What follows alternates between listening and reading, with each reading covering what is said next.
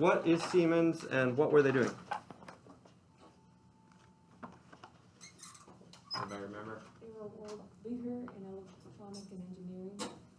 This is a really, really big EU company based out of Germany, a very historically famous and influential engineering and electronics firm. Okay, that's right. Good. What were they doing? It seems they were moving kind of internationally, and as they moved to business with other nations, it would give a lot of gifts of very large proportion, large gifts. Yeah. $100 million to Dubai is one of them, and these were considered bribes so that they could get favors back. Definitely. Many of them. Definitely. Yep. Cool. Good summary, both of you. And even after the chief resigned, the chair. Yeah. Even after they had a new CEO, he continued the They were bribery. still doing it. Yeah. We'll talk in a minute about why the incentives to do so are so strong. Yeah, so I agree with the gist of this. What was just said, they had offshore slush funds they set up in order to win business contracts around the world. This was something that they considered to be very important to their particular business model at the time. They got caught with their hand in the cookie jar, faced heavy fines, disgorgement penalties. In the end, this appears to have been a pretty deeply rooted and long-standing practice in the company that the EU regulators pounded out of them. Okay, when you think about bribery and look at the world, it quickly becomes clear that it is impossible to do business in large parts of the world unless you give or receive bribes. Okay? Here in the United States, we have strong anti-bribery laws. That does not mean that bribery does not take place in this country.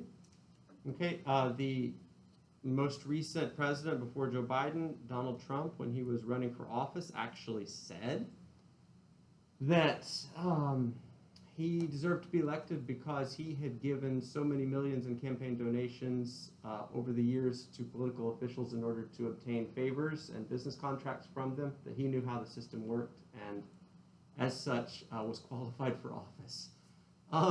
That's an extraordinary statement, but it's probably accurate.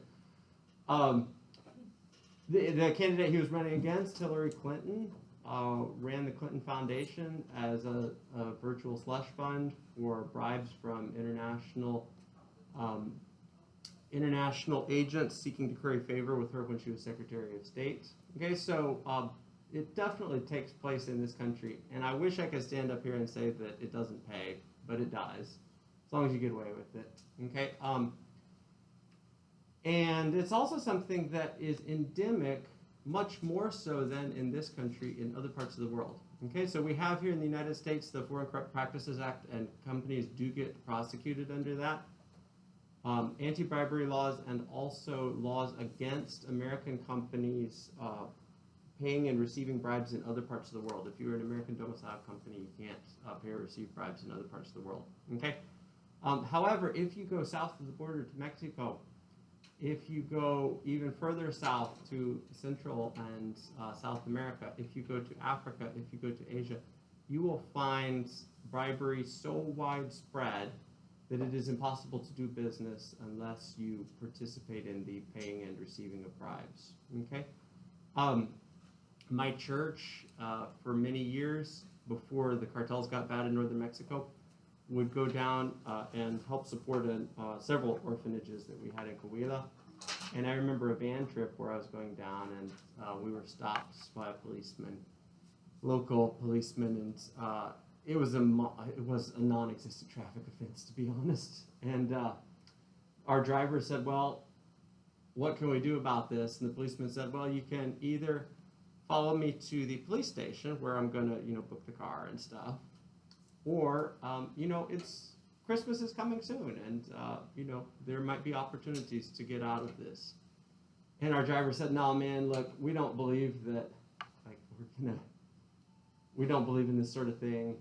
This is extortion. We're just a church group trying to bring toys and clothes to the orphans." And the policeman actually backed down. He said, "Okay, you guys can go."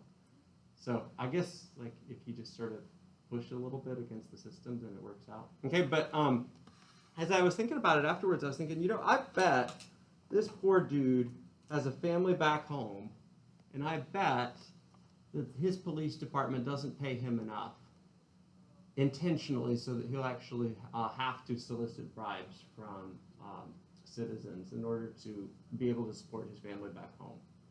I don't know for sure, but this is kind of the way it works in a lot of the world.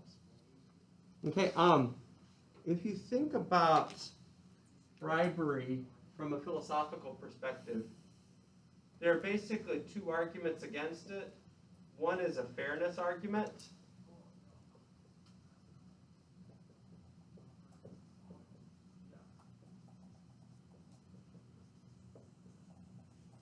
Okay, and the argument here is just that bribery leads to an unfair playing field in the business climate.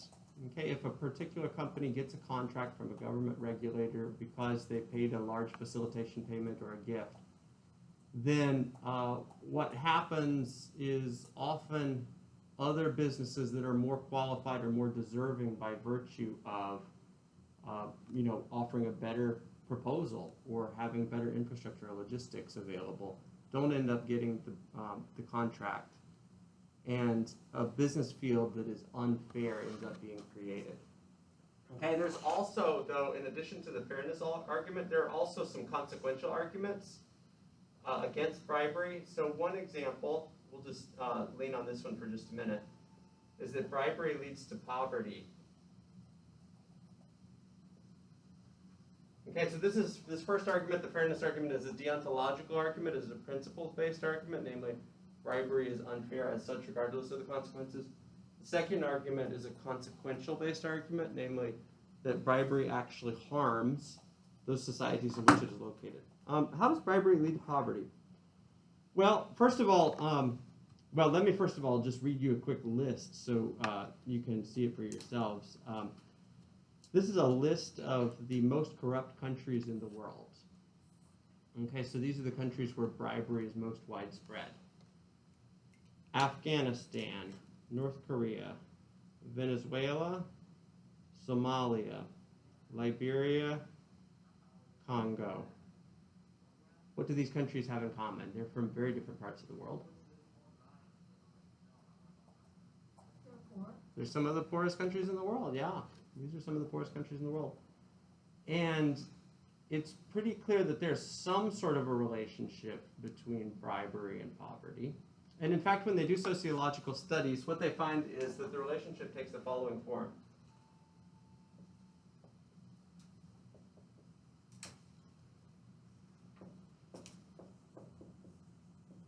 Bribery and poverty are actually in a feedback loop. So let's talk about this arrow first. Bribery leads to poverty in a couple of different ways.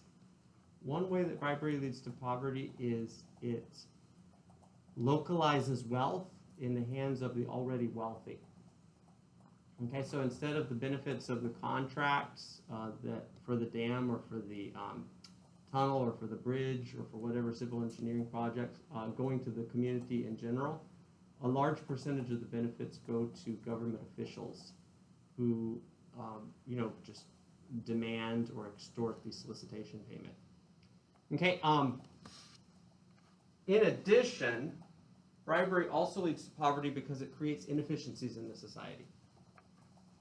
Okay, so a second reason why bribery leads to poverty is that bribery often means that the company that is not the best company for the job, in other words, the company that is not the one with the best proposal or the one most likely to do the job successfully, is often the company that ends up getting the contract. Okay, and this leads to inefficiencies for the society. Things are not nearly as streamlined as they could otherwise be because the most qualified company doesn't necessarily get the contract. Okay, but also at the same time, poverty leads to bribery. I illustrated this a minute ago in my mention of the anecdote of the northern Mexican policeman in Coahuila near Ciudad Juarez. This poor dude probably didn't have enough money from his day job to be able to feed his family. And as such, there was an incentive for him to seek bribes from the citizens who he stopped. When societies, countries, cities are caught in poverty, the dynamic is similar, and there is incentive present in the infrastructure of their systems for them to seek bribery, or in other words, to obtain by whatever means necessary the opportunity for personal gain. Okay, so there's a feedback loop here. This feedback loop is really, really hard for countries to get out of. Okay, so once a country is caught in the loop of corruption, the bribery, poverty feedback loop, it is really, really hard. In fact, I might even say virtually impossible for countries to get out of it. Okay, because often the politicians who prosecute others for bribery, or the judges who prosecute others for bribery, have gotten to their positions by virtue of having obtained bribe support. Okay, so often the judicial officials are just as corrupt as those who they seek to prosecute. But if you think about the structure of a bribe, it quickly becomes evident why it's so hard to stamp out wherever it's located. Okay, so bribes include givers and receivers.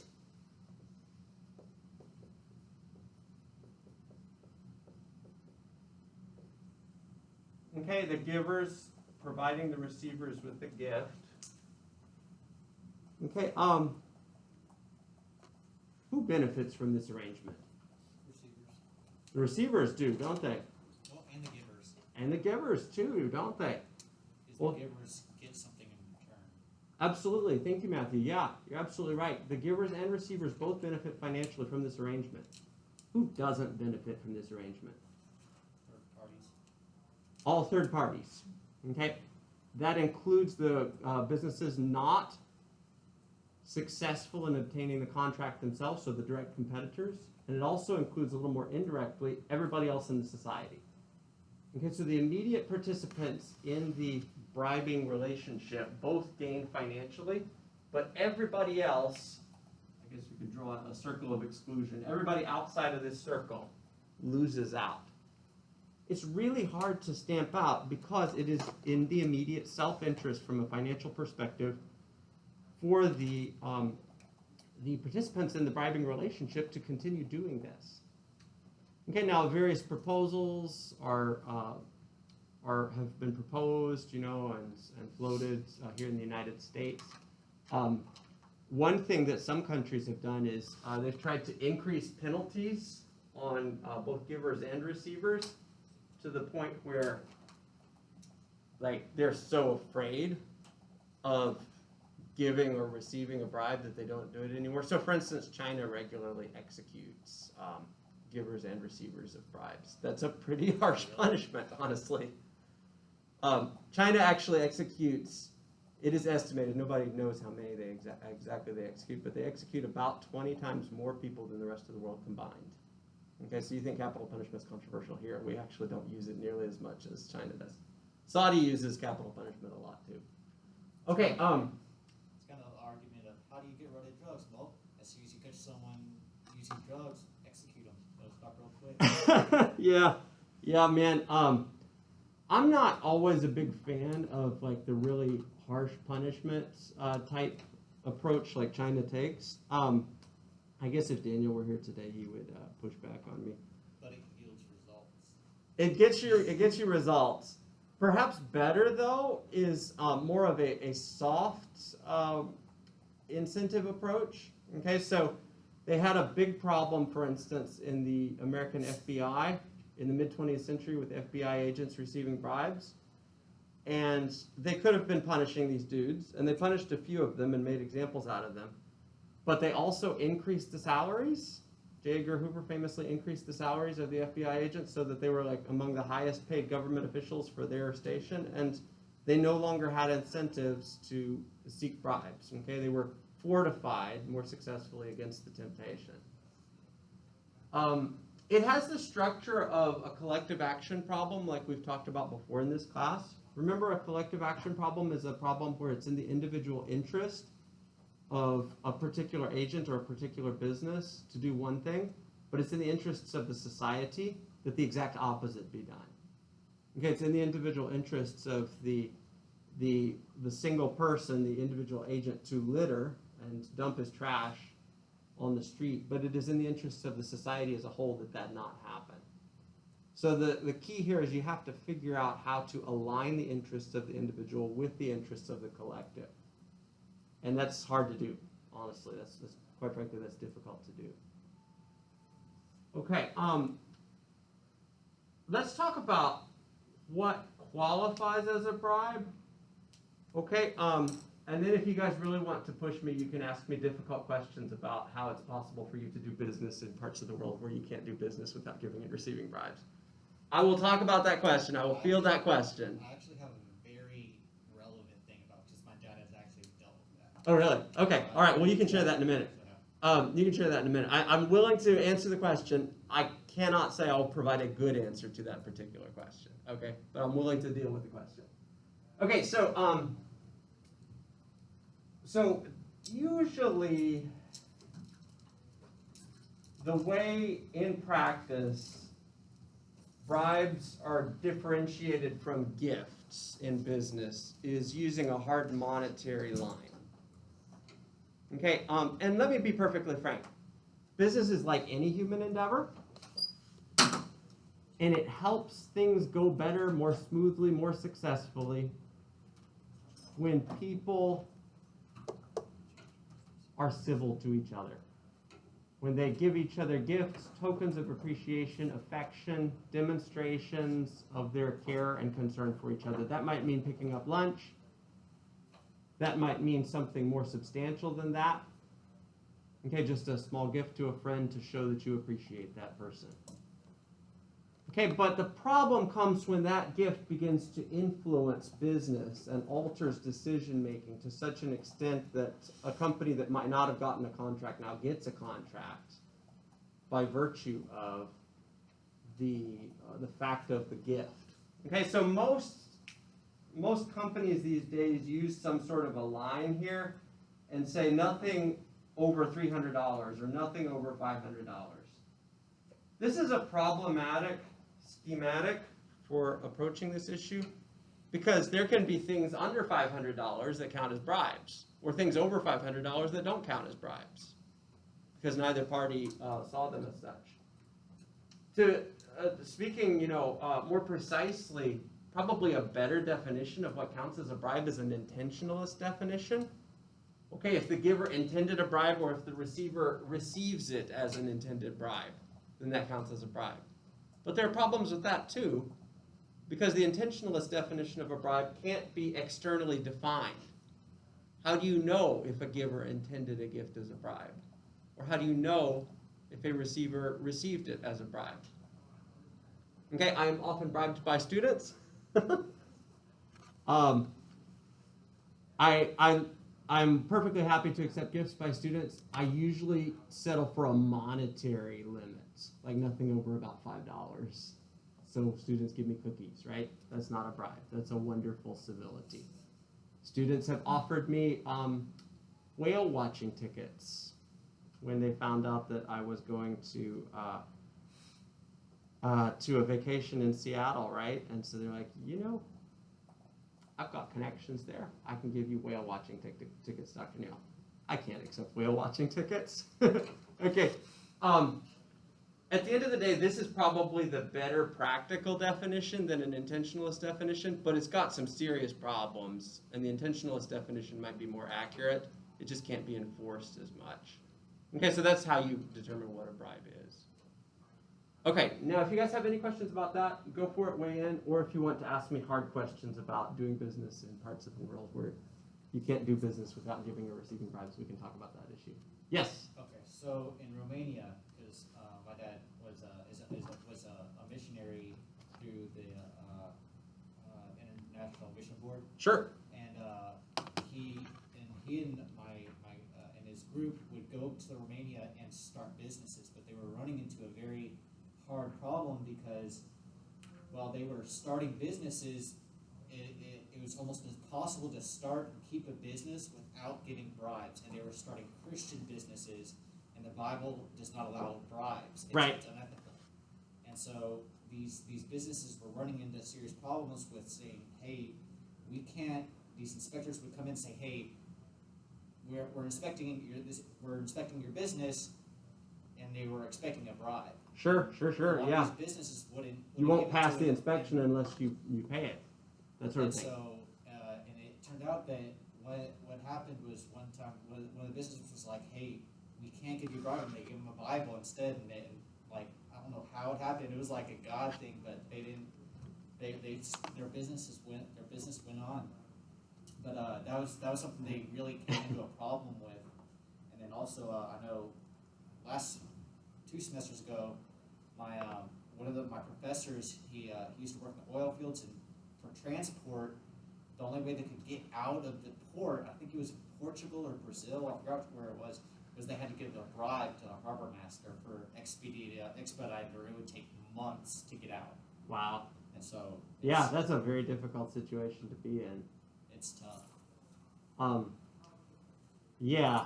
So if you guys want me to weigh in on that, I'll say a couple things on that issue. For starters, the world is a very large place. There are lots of different places in the world where you can make money. It doesn't have to be in a particular location.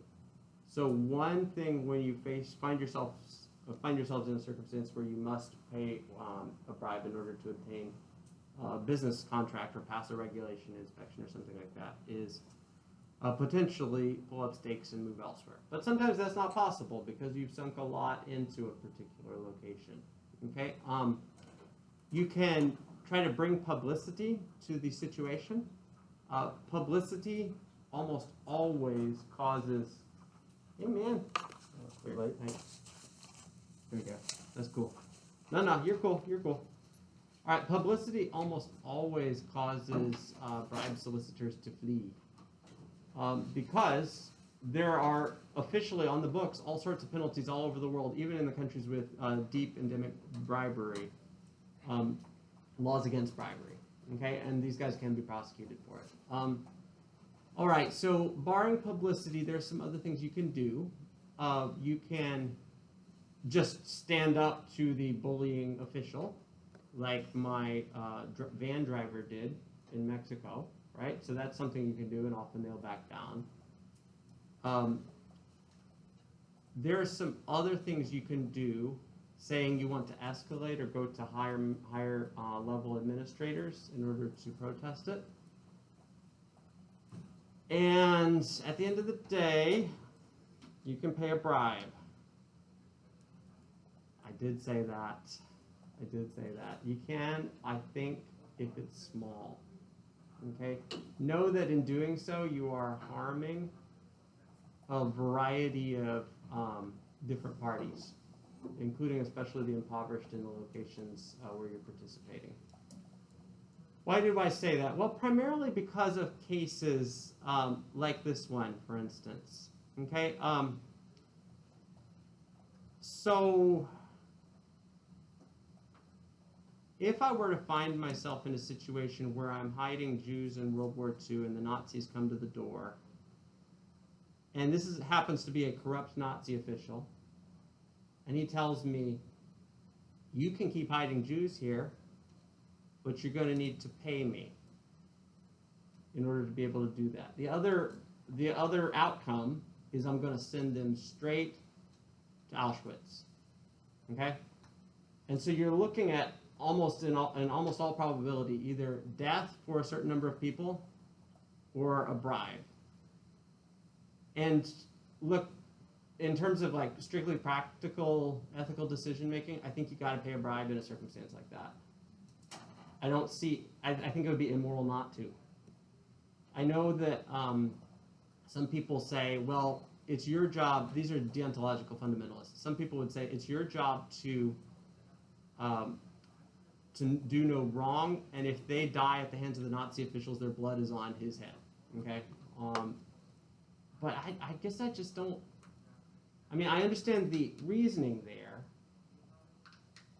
but I guess I just don't see how the world becomes a better place if you have not sullied yourself, but if people have died as a result. Okay, now this is an extreme sort of a situation, and bribery in order to obtain business contracts or in order to set up your orphanage in a part of the world where the local regulations inspectors are deeply corrupted, it's not as severe as that kind of a case. That's an extreme case.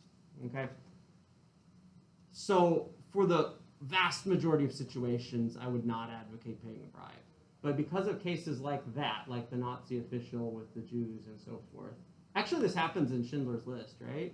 So remember how he pays off the Nazi officials in order to be able to keep the Jews' lives alive, right? It's something that he actually, he doesn't like even think about it. It's like, okay, whatever, I've been doing this already all my life.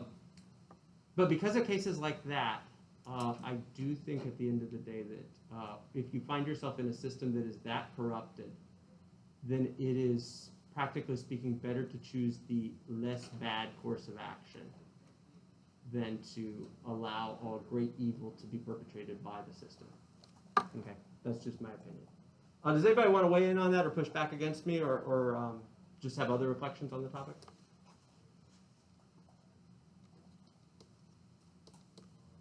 You may bribe officials. It's good to have a particular checklist though that you have to go through first. Okay, so I'm not giving anybody like free reign. You have to. It's like you have to go down through all the other options before you can do that. I would say. Yes. I think there might also be like a conflict of values as well going on. Okay. And I guess as an American, of course, I believe in the efficiency. I want fair level playing ground. Right. But I'm also learning, I'm in a Latin American business class, and in Latin America, the view of companies is just different. Like if you run a company and you have family, it's almost your duty to make sure they also get a job, and you prefer them because you trust them more. You Yeah. want people that actually know each other. Yeah. And so in a situation where an American company wants to come into, let's say, Mexico, Latin America, and they want to start a business, the Latin American business wants a dinner, they want like events, they want to know that you're invested in them, that you want to know them. Sure. Because this relationship is going to be more than business.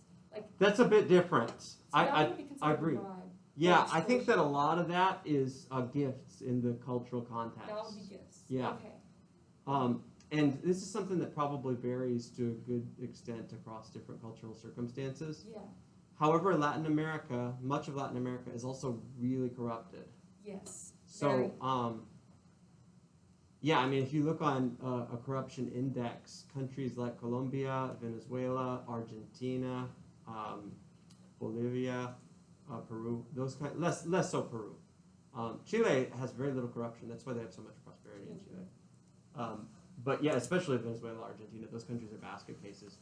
So I mean, in participating in that, I guess it's The line is participating. so- Yeah, it's hard to find out where the line is, and it's participating in a system that is keeping the people there in poverty. Because it's favoritism is seen as something good. It's not seen as something bad. Sure. It's almost a duty. Yeah. So Yeah, I don't know what to say. I have not ever myself been in a situation where I've had to pay a bribe in order to obtain a great good, like keep the orphanage going or something like that. But I have talked with people who have, including my own father-in-law, who had to do it to keep an orphanage going in Liberia, in Africa. Yeah. and that was one of the most corrupt. It was, yeah. Liberia is incredibly corrupt, very corrupt. But I mean, it's the place of greatest need, right? So that's why my in-laws went there to help. The kids in the orphanage would have died. There's no social safety system there for them to. They would have died on the street. So I mean, to keep the orphanage going, you have to like do what the local officials are soliciting. It's kind of sad. And then So yeah. So anyway, so it's complicated, I guess. the other question I had was there was the Foreign Corrupt Practices Act. Corrupt Practices Act. Yes. And then the book mentioned that there were people who were against that, but I want to kind of know the case against that Foreign Practices Act. It hinders American business around the world. Okay. Since American businesses miss out on contracts that other businesses from other countries with less, scrupulous views on bribery happen to get because they're willing to pay and receive bribes. Okay. It's a consequentialist argument against it. I don't find that particular argument very convincing. I mean, look, this country is incredibly prosperous, and it's this prosperous in large part because we've been much better than a lot of other countries at stamping out corruption. And if people want to do business with us, I mean, we are one of the most prosperous countries in the world. It's a privilege for them to do business with us, to be perfectly frank. And so, $18 trillion in debt, so we're not. oh man, I'm not disputing that, man. This country is on a course of financial suicide. This country is on the downslope. It's on the downturn. I think we've peaked. I We saw seem that to be on. when I saw the local bill just passed for the COVID relief, and I'm like, that's like $1.9 trillion, and I'm like, how are we gonna get that back? I'll talk a little bit about that. Everybody's getting some money for COVID now. I'm not saying they don't Yeah, need it, yeah. but I mean, at what cost? Oh, don't worry, man. Future generations are going to pay for it. You'll be dead by the time they pay. Well, actually, you guys might not be. Yeah. Well, I might be. So, I'm like, 15 years older than you guys. So But, I'm joking with you. Yeah, it's money taken from future generations, is what it is. in Honduras, they have on the highways, they'll stop you and you have to pay a bribe to pass. It's almost like a toll or something. Would you say that that's unethical, just if you're trying to get to work? I guess I'd have to think about the situation. I'd have to know the specifics, the particular specifics of the situation. Because they'll just randomly pull up and they'll stop traffic. And Sometimes, if bribes are so frequent in a culture, it's more like a fee. Yeah, it is. Yeah, and so at that point, but the thing is, if it's happening under the table and it's not an official fee, it's not like you're actually paying a toll booth operator. You're just sort of like paying. It's like it's vigilante, independent style stuff. So there's that to think about as well. They do it just because they can. They have the power to do it. Yeah. They're not government officials or anything. That sounds like They'll just corruption, stop actually. That what you're describing now sounds like corruption. So that's something that I would probably advocate resisting. But in some circumstances, it feels more like a fee, even if the government doesn't sanction it, because it's something that's just kind of so like ubiquitous. I don't know. I'm not sure. These are hard topics. Really, really hard to know exactly what to do. I know I'm against bribery, and I know that it really harms the little people in the world. Like, it really harms them really badly. And it's why they are in poverty, in large part. At the same time, it also often functions as an informal mechanism that is similar in practice to the way our bureaucratic fees function.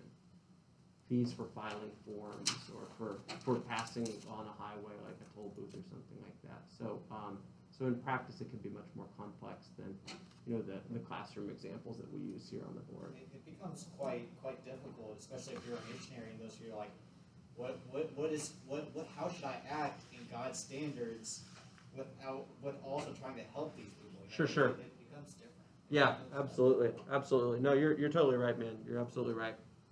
Good. Does anybody else have any other comments on this topic? Anybody else want to weigh in? Thoughts?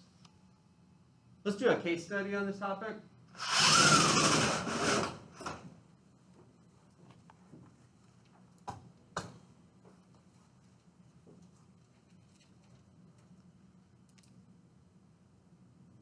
Okay, give me just a minute. Okay, here's the case study. So everybody's heard of FIFA, yes? Yes. Okay. Just so I know some general familiarity. Yeah. When you were talking about the 3 to 500, was that like an official? Most American companies have official company policies. Okay, but it's not like a regulated, hey, law, this is... No. There is no official government standard in America on what counts as a monetary line for bribery. But if you were to work at, most MNCs, I think they usually set it at 500. Some that are a little bit stricter, they set it lower than that, but 500 is the standard. Okay. All right. Quick show of hands. Who follows international soccer? A little bit. Some of us. Okay. All right. FIFA was founded in the early 20th century. It's domiciled, that is, in Switzerland. It runs the World Cup. Sorry, Super Bowl fans, the World Cup is much bigger. Biggest sporting event in the world, played every 4 years. It's sponsored by firms like Adidas, Coca-Cola, Emirates, Sony, Budweiser, so international conglomerates. Composed of 32 teams. It's actually been dominated by just a few squads. Okay, these are mostly European and Latin American squads. And actually not all such squads, just like a very few teams have dominated it. So it's like Brazil, Argentina, Germany, Italy, France, and Spain, and I think that's about it. Okay, the World Cup final is the most widely viewed event in the world. More than 700 million people watched the final match in Germany, 2006, for instance. More than 1.2 billion people watched the final match in Moscow in 2018. Moscow was kind of a fiasco for American soccer, actually, because we didn't even qualify. The American men's team is like famously bad. The women's team is great. They're like really something to be proud of. But the American men's team regularly loses to like Trinidad and Tobago and Costa Rica and stuff like that. Okay. All right. I don't have anybody from those countries, I hope. I sometimes get Costa Rican students. Okay. Broadcasted in more than 200 countries. Attendance is really high. Lots of spectators, for instance, in South Africa 2010. So it's a very lucrative event if you're the host country. You happen to get it. FIFA Congress is made up of 211 members. Every 4 years, they elect 24 members that represent the executive committee. The executive committee makes host country decisions, and 13 votes are needed in order to decide the host country for the cup. Here's a quick map of the large regional bodies that make up FIFA. We're in CONCACAF. CONCACAF is one of the weaker regions. The most powerful region is probably UEFA. We can't even make it out of CONCACAF, honestly, a lot of the time, so it's kind of humiliating. The World Cup bidding requirements are substantial.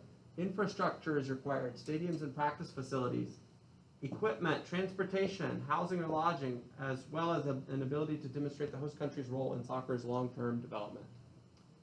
Let's talk about the big scandal. Okay, in 2015, U.S. FBI investigations unveiled bribery, money laundering, and racketeering on the part of executive committee members. Okay, and the United States led an international investigation. A bunch of other countries participated.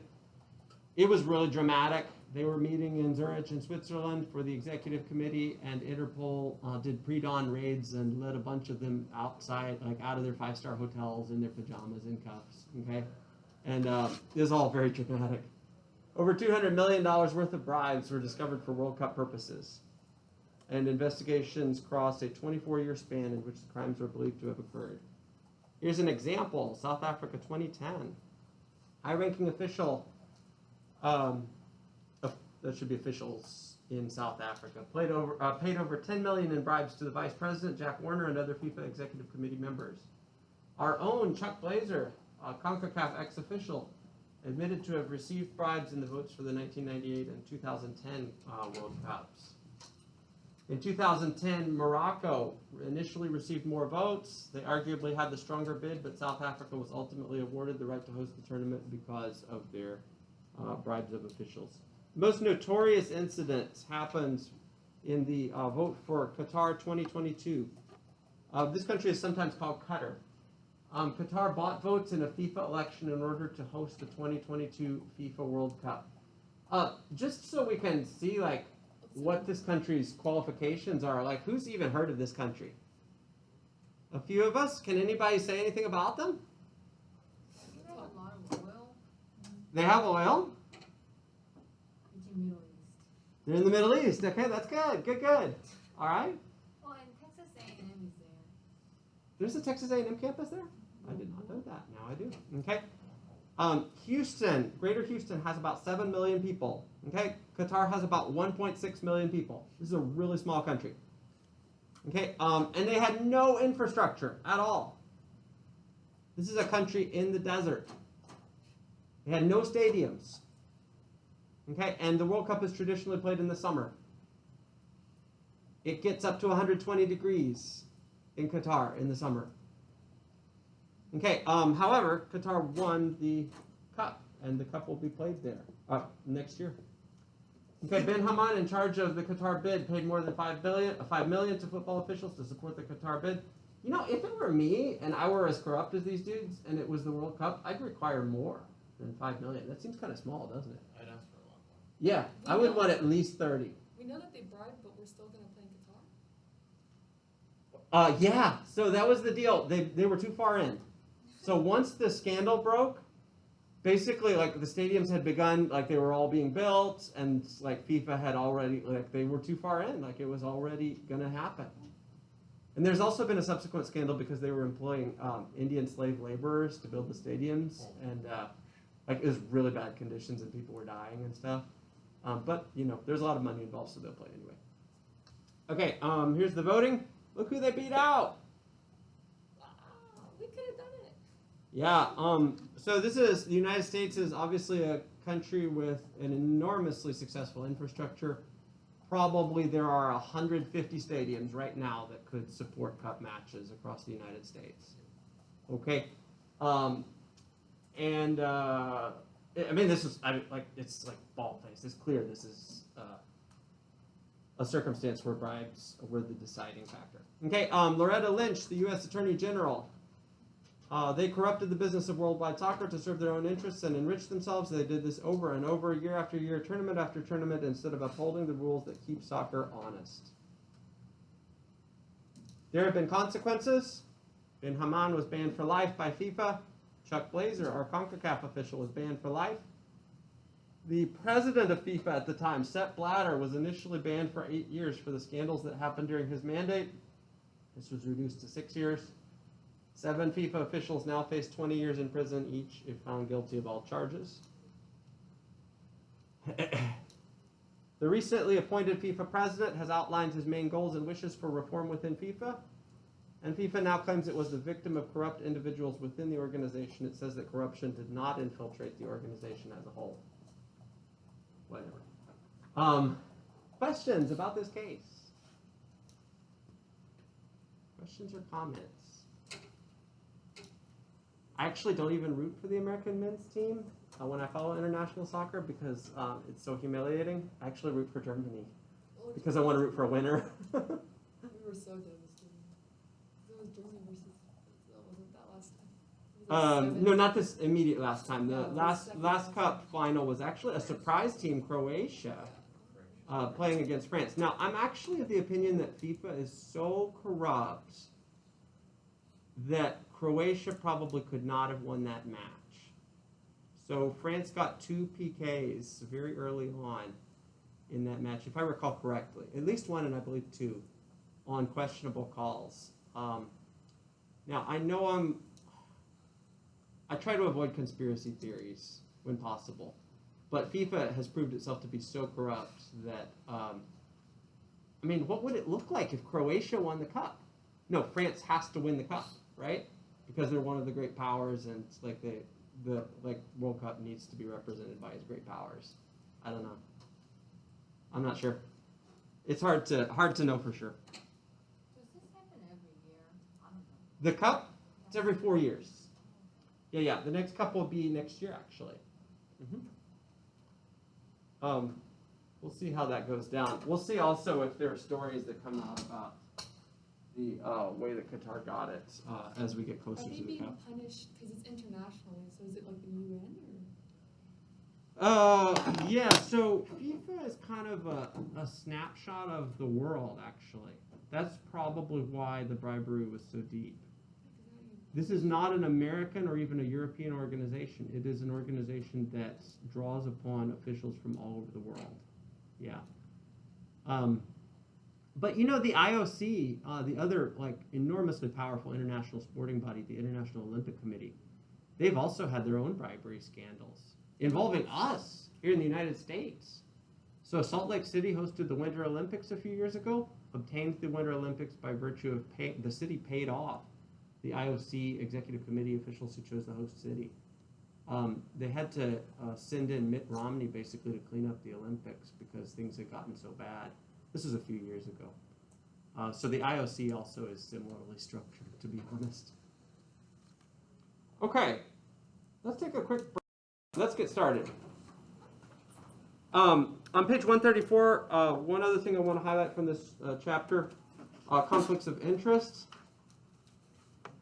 Okay, let me just read there. In business ethics as well as in the legal context, a conflict of interest is understood as a situation in which the private interests and the official responsibilities of a person in a position of trust are in conflict, or when someone who ought to be serving people has competing interests. A typically illustrative example is an attorney or a law firm that simultaneously represents two opposed clients. Okay, a conflict of interest is simply a situation where you're trying to play two roles at once. So imagine you're an HR manager, and imagine that you're supposed to hire the best person for the job, and your brother applies, and you hire your brother even though he's not the best person for the job, because he's your brother. You are playing the role of brother and the role of HR manager simultaneously. There's a conflict of interest because what is best for your role as HR manager conflicts with what is best for your role as brother, to the detriment of the company that you work for. Okay, you can find lots of instances of this where two roles or more roles actually are being played simultaneously, and it's something that companies, depending on the severity of the conflict of interest, they discourage or prohibit or even punish people for. Okay, I think that's kind of self-explanatory, so let's move to another topic that's a little bit more opaque. On page 137, I want to camp on this for just a minute. The topic of insider trading. Let me read there at the top of that first paragraph. Insider trading is the trading of stocks or other securities of a firm or corporation, such as bonds or stock options, using internal information that has not been disclosed to the public that, if and when it were disclosed, could substantially influence the price of such stocks or securities. Okay, let me illustrate this.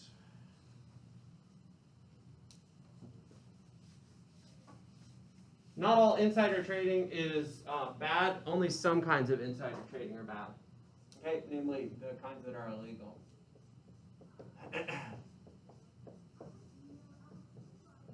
To qualify as illegal insider trading, the trading has to be done, first of all, by an insider,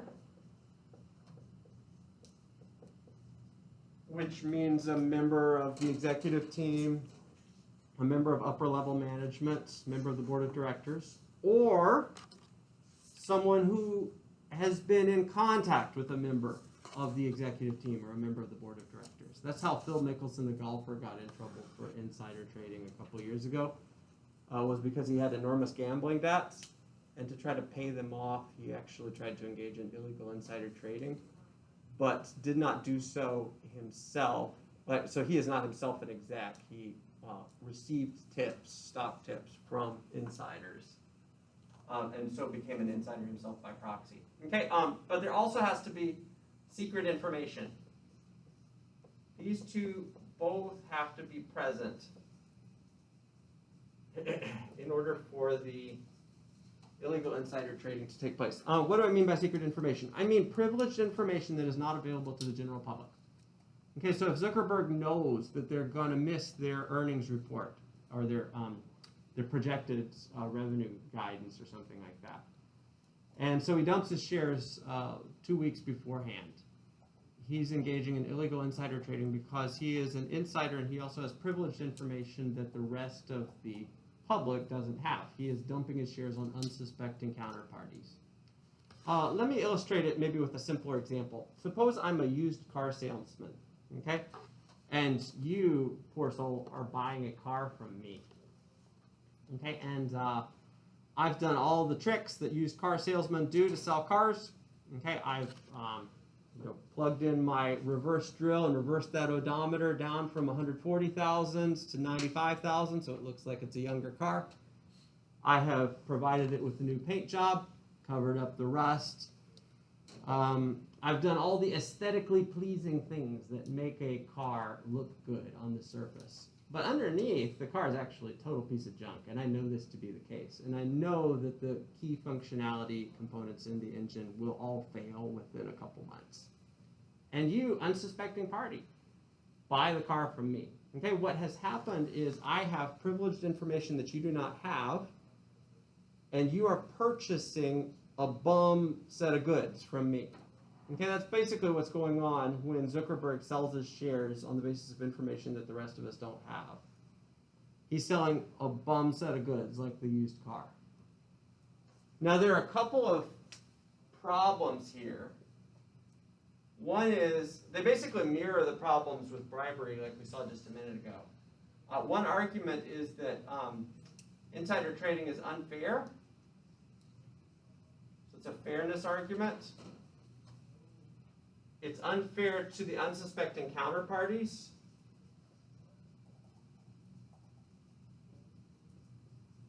Those who are not privy to the insider information, the person who buys the used car. Unbeknownst to him, it's actually bum goods. The other argument is that it undermines confidence in the system. So this first argument is a deontological argument. The second one is a consequentialist argument. Okay, so illegal insider trading undermines system confidence.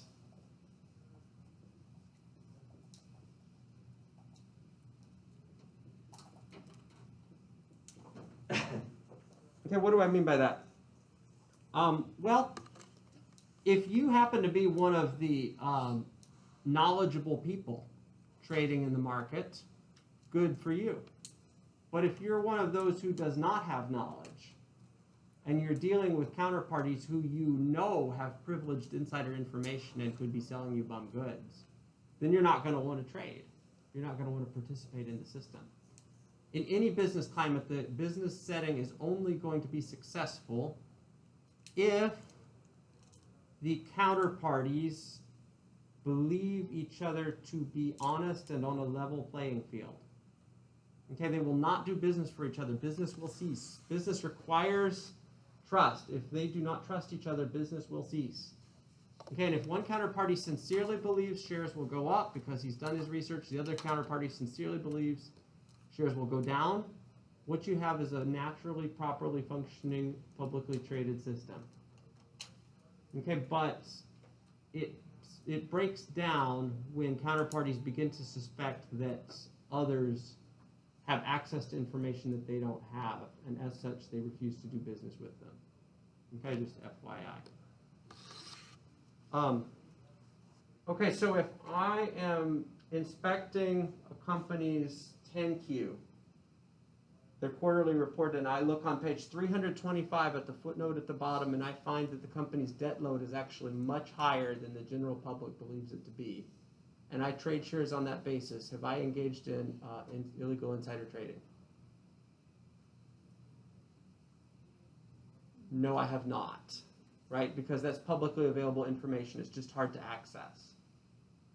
It has to be private information that is impossible for the public to access for it to count as illegal insider trading.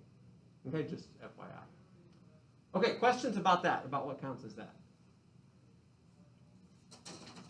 Let's do a quick case study of somebody who is kind of stupid. So I have a quick question. Yeah. So it doesn't really go along, I guess, these lines, but how about like people that influence the stock? So like I know it's pretty common now, people with a lot of followers on Twitter will post out a stock name and it'll jump up 30%.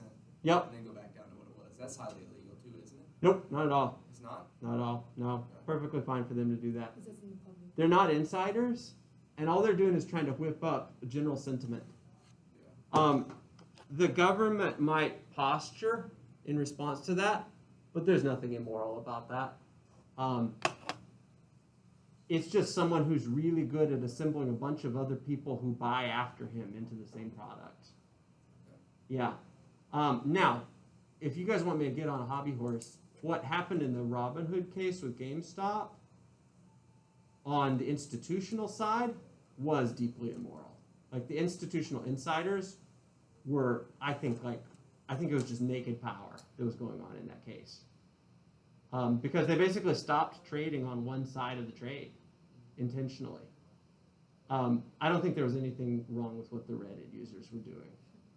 The little Reddit people were acting perfectly legally, and they basically had the hedge funds, they had them in a corner.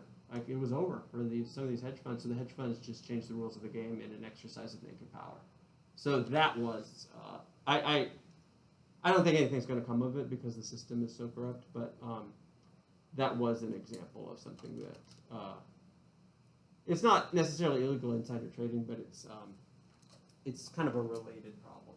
Okay, Martha Stewart, her insider trading scandal. Martha Stewart is not quite as much a household name these days as she was just a decade or two ago.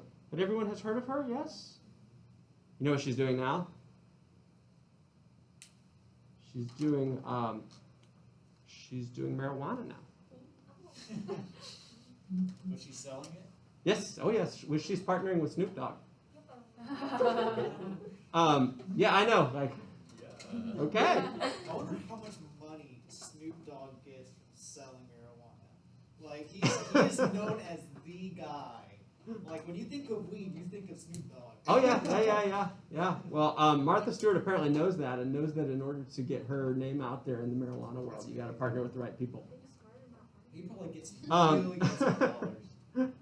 Okay, Martha Stewart, famous homemaker, known for a brand that includes a TV show, magazine, and home goods products. Like I said, she was really big, really big, like 20 years ago, 15 years ago. She was convicted in 2004 of conspiracy and obstruction of justice via an investigation into her sale of shares of Income Systems. Okay, she was also really stupid. I'll tell you guys why in a minute. Okay, Income Systems, the company in question, was founded in 1989. It was a publicly traded company that specialized in biopharmaceuticals. They aimed in particular at developing biological treatments for cancer. Sam Waxel was the founder and CEO. Peter Bukanovic was a Merrill Lynch trader who worked for Martha Stewart when the trading scandal emerged. Douglas Fenoyle was a Merrill Lynch employee who was instructed by Peter Bukanovic to inform Martha Stewart about the upcoming decline in Imclone stock. On December 26, 2001, Imclone founder and CEO Sam Waxel was informed of the FDA's denial of their drug Erbitux, right? So if the FDA denies a drug, like that's a pretty material event for a company, okay? If they're gonna lose this revenue stream. Waxel then informed his daughter, okay? So he's like immediately violating securities laws. She sold her shares because the company was on the verge of imploding. Waxel also informed his father. Bukanovic instructed Fanoyle to inform Stewart that Waxel and his daughter were selling all the Imclone stock in their Merrill Lynch accounts. Now, Stewart owned about 4,000 shares of Imclone. On December 27th, she sold her stake. On December 28th, the FDA made its decision public. And on December 29th, the company's stock dropped 18%. When questioned by the SEC and FBI, Stewart claimed that she instructed Bukanovic to sell her shares if and when the price fell below $60 per share. Douglas Fanoyle pled guilty to being paid off and pressured by Bukanovic to keep quiet about Stewart's stock trade. Okay, so he started disclosing what Stewart was actually doing. Prosecution stated that Stewart lied to investigators during their investigation about her innocence, so she made it worse by lying during the investigation.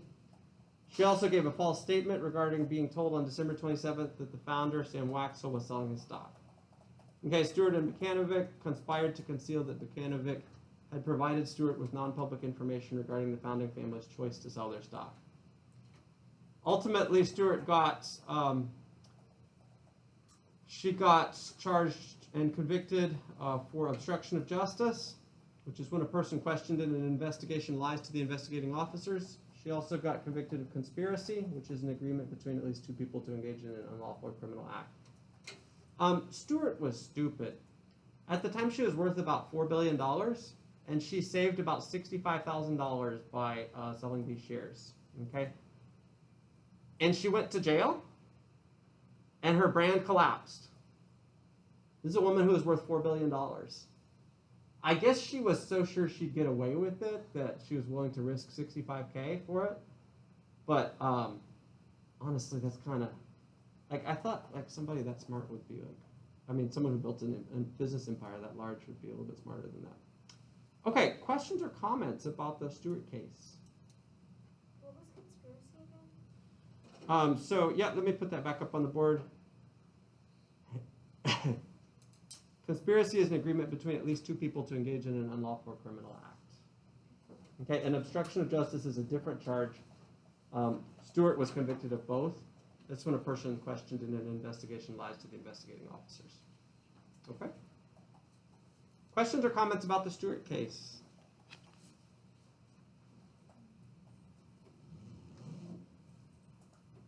Okay, friends, I do plan on going over the first examination in class. I am still working on some things with regard to that, so I'm going to try to do that next week. Okay, there will be a curve for some on the test. Okay, so just as an FYI, that will be available for some. Okay. All right. If you do have any questions about that, please see me after. But I will be talking about that. I hope to have. I'm just looking at some things. I hope to have that sewn up by next weekend.